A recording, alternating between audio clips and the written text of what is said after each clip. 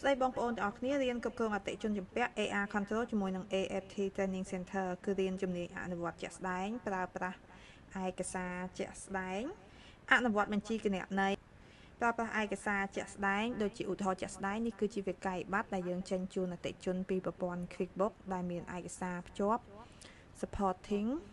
ជាមួយនឹង quotation បានសម្រង់តម្លៃជាមួយនឹង sell order បានបញ្ជាលក់ហើយនៅពេលដែលអតិថិជនទូទាត់គឺយើងប្រើប្រាស់ឯកសារជាក់ស្ដែងដែលមាន receipt voucher ហើយភ្ជាប់ជាមួយនឹង account receivable voucher នេះគឺជាក្រុមហ៊ុនអាជីវកម្មជាក់ស្ដែងរបស់ Autocar Supply Cambodia ហើយជាមួយនឹង official receipt ជាមួយនឹង check ជាមួយនឹងតាក់ invoice ជាមួយនឹងបានសម្រង់តម្លៃ